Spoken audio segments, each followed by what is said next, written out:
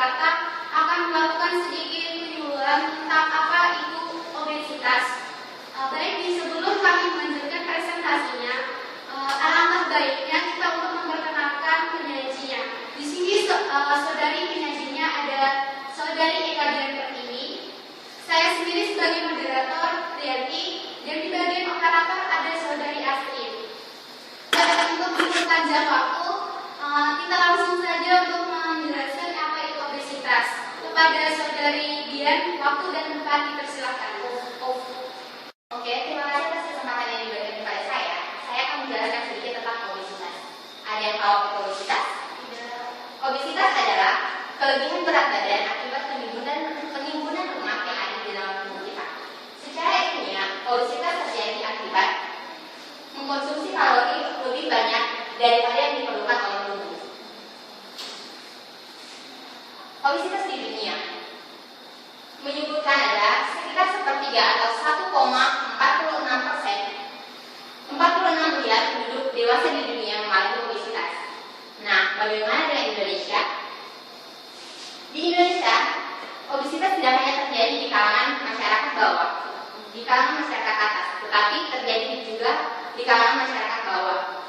Di sini kita dapat melihat presentase di kalangan masyarakat bawah adalah 11,4% angka obesitas di Indonesia, sedangkan di kalangan menengah ke atas ada sekitar 14 sampai 95%. Nah, di sini ada program pemerintah untuk menurunkan angka obesitas, yaitu dengan program CERTI. Nomor 1, C adalah cek kondisi kesehatan secara rutin. Kita dapat mengkonsultasi kondisi kesehatan kita di rumah sakit atau di puskesmas terdekat. Yang kedua adalah menyiapkan asap rokok. Kita tahu sendiri di sini asap rokok, perokok pasif lebih rentan terhadap penyakit bila menghirup asap rokok dibandingkan perokok yang aktif. Kemudian yang ketiga adalah rajin aktivitas fisik. Di sini kita harus rajin olahraga, harus rajin beraktivitas. Yang dia adalah diet sehat dengan kalori seimbang. Kita harus dapat mengatur pola makan kita yang seimbang. Yang kelima adalah istirahat yang cukup. Kita harus istirahat yang cukup, seperti tidur siang, tidur malam, jangan begadang. Terus yang keenam adalah kelola stres. Nah, di sini kebanyakan mahasiswa itu kan stres. Kita harus dapat mengelola stres itu, mengontrol emosi kita agar tidak terjadi stres atau stresor. Kemudian penyebab obesitas.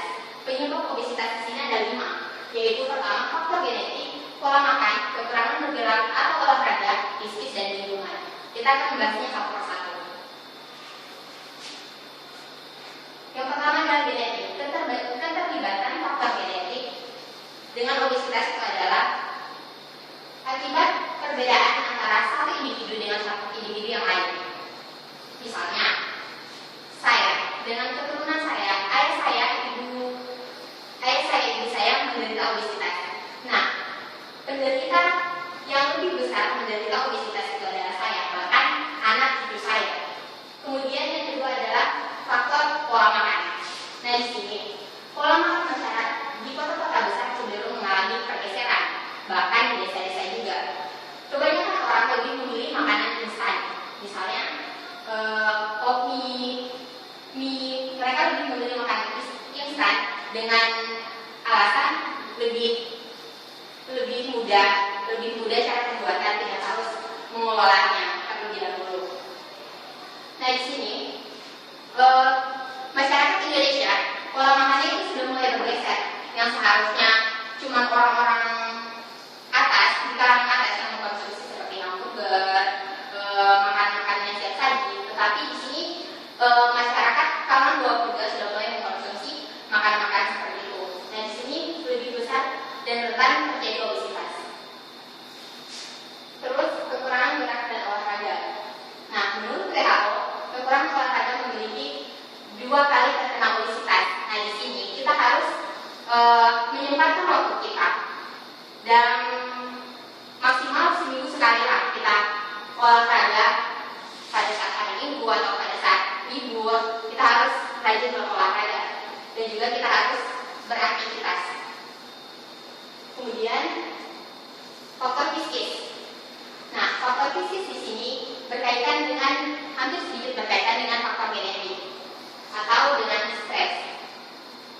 Di sini, faktor psikis ini cenderung ke stresor.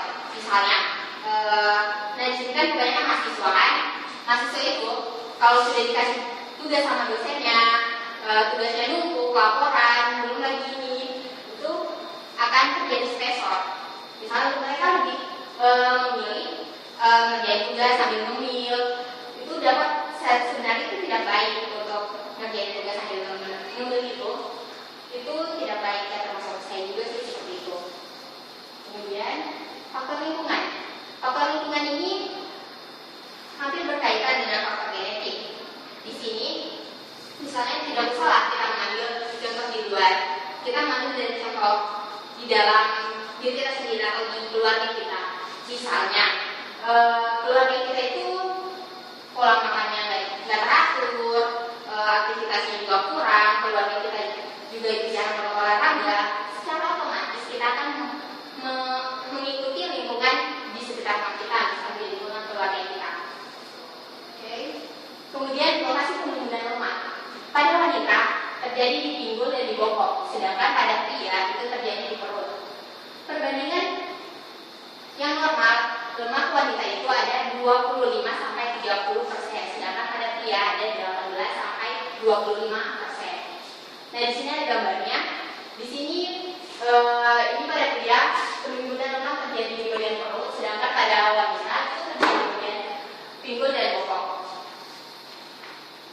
Bahaya obesitas. Di sini ada bahaya obesitas, yaitu pertama, obesitas dapat merampas vitamin D yang ada di dalam tubuh kita. Kita tahu sendiri, vitamin D itu untuk tulang dan gigi. Nah, yang seharusnya dihasilkan oleh vitamin D sebanyak 50 nanomicron, di sini lemak dapat mengambil atau merampasnya sebanyak 30 nanomicron. Nah, di situ kebanyakan kita lihat pada anak-anak yang di bawah usia 9 tahun itu banyak yang mengalami obesitas. Nah, di situ bisa kita lihat dari gigi mereka itu sudah banyak yang mopong gitu karena kekurangan vitamin D. Dan dapat terjadi osteoporosis. Yang kedua, di sini karena kekurangan vitamin D yang dirampas oleh lemak tersebut itu dapat terjadi osteoporosis. Kemudian yang ketiga adalah tidur tidak nyenyak. Karena penimbunan lemak yang ada di dalam tubuh dapat menyebabkan darah itu tersumbat. Karena itu kita tidurnya tidak nyenyak. Kemudian yang keempat yaitu berisiko terserang kanker ovarium. Nah, di sini wanita berisiko terserang kanker ovarium karena lemak menghasilkan hormon estrogen yang dapat membantu pertumbuhan kanker di dalam tubuh kita. Nah, di sini karena terserang kanker ovarium itu dapat menimbulkan kanker-kanker lain seperti kanker payudara, terus endometrium. Kemudian langkah-langkah mencegah obesitas, yaitu langkah-langkahnya adalah pertama, satu, pola makan yang sehat. Di sini kita harus dapat mengatur pola makan kita yang sehat, bagaimana misalnya 3 kali sehari. Terus yang kedua itu banyak minum air putih. Nah, di sini minum air putih yang maksimal untuk orang dewasa itu adalah 2 liter per hari. Nah, yang ketiga adalah makan makanan yang berserat. Nah, di sini contohnya makan makanan yang berserat itu seperti sayur, buah-buahan. Kemudian yang keempat adalah hindari cemilan. Nah, di sini kita harus dapat menghindari cemilan. Bukan menghindari sih, mengurangi. Bisa mengurangi cemilan yang dulunya kita itu hampir sering tiap hari ngemil, bahkan ada yang tiap jam ngemil. Itu kita harus mengurangi.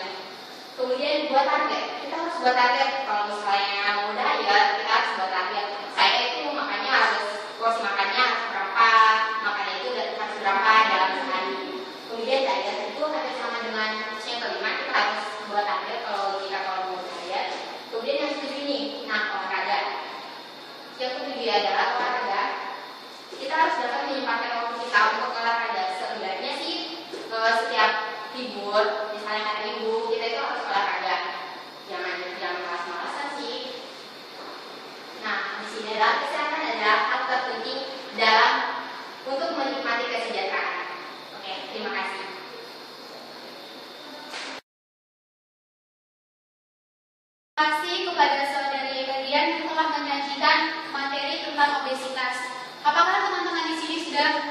memahami apa itu obesitas? Ya, secukupnya. Oke, baik. Di sini kalau teman-teman ingin bertanya, di sini aku membuka sesi pertanyaan untuk satu penanya. Apakah ada yang ingin bertanya? Saya. Oh, oke, silakan. Ya, terima kasih atas kesempatan yang diberikan. Di sini saya mau bertanya.